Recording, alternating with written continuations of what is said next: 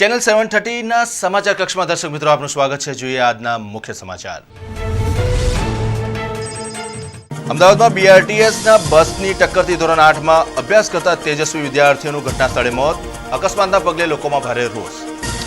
સતત બીજા દિવસે મેઘરાજાની જોરદાર એન્ટ્રી। નીચાણવાળા વિસ્તારમાં ભરાયા પાણી। તંત્રની ફરી ખુલ્લી પડી પોલ।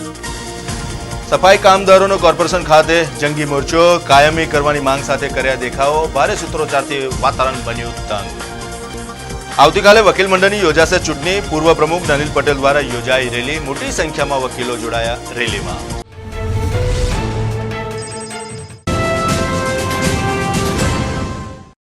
આજે વહેલી સવારથી જ વડોદરા શહેરીજનોએ શીતલહેરનો અહેસાસ કર્યો હતો। ગઈકાલે પણ મેઘરાજાની શહેર જિલ્લામાં જોરદાર એન્ટ્રી જોવા મળી હતી। આજે વહેલી સવારથી જ વડોદરા શહેરની અંદર અને જિલ્લામાં મેઘરાજા જોરદાર રીતના વરસ્યા હતા। આકાશની અંદર કાળા ડિબાંગ વાદળોની ફોજ તૈનાત થઈ ચૂકી હતી અને વહેલી સવારથી જ ઝરમર પરંતુ ધીમી ધારે વરસાદની શરૂઆત થઈ હતી અને ત્યારબાદ ધમાકેદાર વરસાદ વડોદરા શહેરમાં વરસ્યો હતો। વરસાદની સાથે સાથે મુશ્કેલીઓની પણ શરૂઆત થાય છે। વડોદરા શહેરની અંદર તંત્ર દ્વારા વિકાસના ઓથ હેઠળ કરોડો રૂપિયાનો ખર્ચ કરવામાં આવ્યો છે, પરંતુ આજે પણ જ્યારે મેઘરાજા વરસ્યા ત્યારે નીચાણવાળા વિસ્તારોમાં પાણી ભરાઈ ગયા હતા। વાહન ચાલકો અટવાઈ ગયા હતા અને ફરી એક વખત તંત્રની આ કામગીરી સામે વડોદરાવાસીઓએ પોતાનો રોષ વ્યક્ત કર્યો છે। પરંતુ આજે મેઘરાજા જોરદાર રીતના વરસતા છેલ્લા ઘણા સમયથી ચાતક નજરે રાહ જોતો જગતનો તાત આજે કંઈક અંશે ઠંડકની સાથે સાથે રાહતનો દમ લેતો નજરે પડ્યો હતો। વડોદરા શહેરનું તંત્ર વડોદરા શહેરીજનો પાસેથી મોંઘા કરવેરા ઉઘરાવી રહ્યું છે, પરંતુ પ્રાથમિક સુવિધા શહેરીજનોને પ્રાપ્ત થાય છે કે કેમ તેના સામે અનેક સવાલો અને શંકાઓ ઊભી થાય છે। છેલ્લા ઘણા સમયથી ડસ્ટબિનના વિતરણના કાર્યક્રમનો વિવાદ ઊભો થયો છે। માત્ર એક જ વોર્ડની અંદર આ ડસ્ટબિનનું વિતરણ કરવામાં આવ્યું છે અને બીજા વોર્ડની અંદર 5 લાખ લોકો આ ડસ્ટબિનની રાહ જોઈને બેઠા છે। સ્વચ્છ વડોદરાની વ્યાખ્યા કેવી રીતના કદાચ સફળ થશે? બીજી બાજુ જોઈએ કે મોંઘા કરવેરા ભરેલી પ્રજાને પ્રાથમિક સુવિધા નથી મળતી, એનું આજે તાજું તરો ઉદાહરણ હાથીખાના વિસ્તારમાં જોવા મળ્યું હતું। છેલ્લા ઘણા સમયથી હાથીખાના અને તેના આજુબાજુ વિસ્તારમાં રસ્તાઓ ઉખડ-બાખડ થઈ ગયા છે। આ સંદર્ભે સ્થાનિક રહીશો એકત્રિત થઈને વારંવાર રજૂઆત કરી હતી।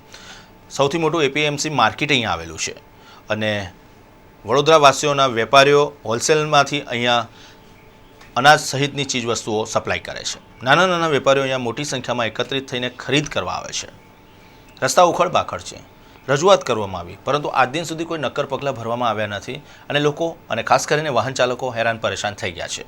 લોકોની ચાતક નજરે તંત્ર સામે મીટ માંડીને બેઠા હતા કે ચોમાસા પહેલાં રસ્તો બનાવી દેવામાં આવશે। હવે મેઘરાજાની એન્ટ્રી જોરદાર રીતના શરૂ થઈ ગઈ છે, ત્યારે હવે આ રસ્તા ક્યારે બનશે તે તો સમય જ બતાવશે, પરંતુ તંત્રની ઘોર બેદરકારીને કારણે હાલમાં તો શહેરીજનોને હાલાકી ભોગવવાનો વારો આવ્યો છે।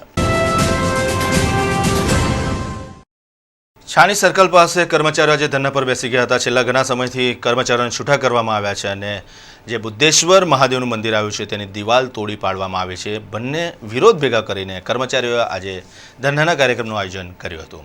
પ્રાપ્ત વિગત અનુસાર છાણી જગાતનાકા સર્કલ પાસે બુદ્ધેશ્વર મહાદેવનું મંદિર આવેલું છે, તેની દિવાલ તોડી પાડવામાં આવી છે અને કર્મચારીઓને પણ છૂટા કરવામાં આવ્યા છે ખાનગી કંપની દ્વારા, જેના વિરોધમાં આજે કર્મચારીઓ ધરણા પર બેસી ગયા હતા, દેખાવો કર્યા હતા, સૂત્રોચ્ચાર કર્યા હતા અને પોતાનો વિરોધ પ્રગટ કર્યો હતો।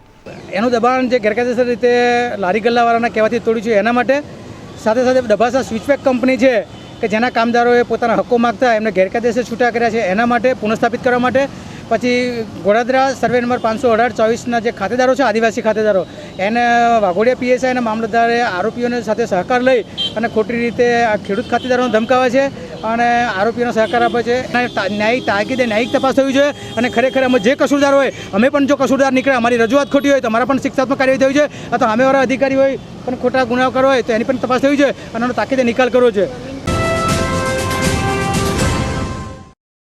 છેલ્લા ઘણા સમયથી પડતર પ્રશ્નોની માંગ સફાઈ કામદારો વડોદરા શહેરના સેવા સદનના કરી રહ્યા છે।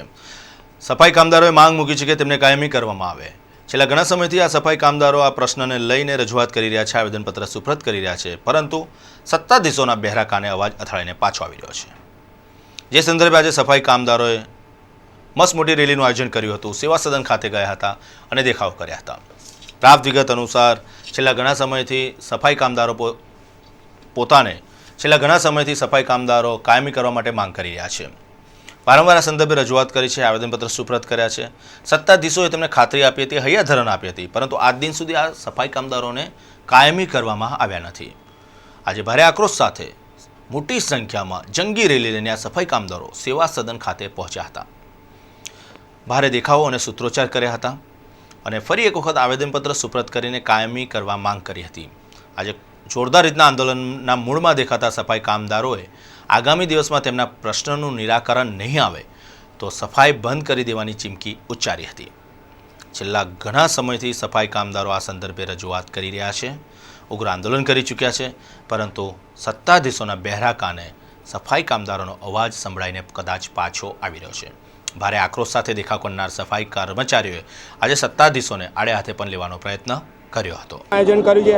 અમે કેટલી વાર કમિશનર સાહેબને આવેદનપત્ર આપ્યું છે, મેયર સાહેબને આવેદનપત્ર આપ્યું છે. વડોદરા શહેરમાં તમામે બધાએ સફાઈ કામદારો જઈને મળીને સાહેબને આવેદનપત્ર ઘણીવાર આપ્યું છે, પણ અમારી આ સફાઈ કામદારની કંઈ સુનવામાં આવી નથી.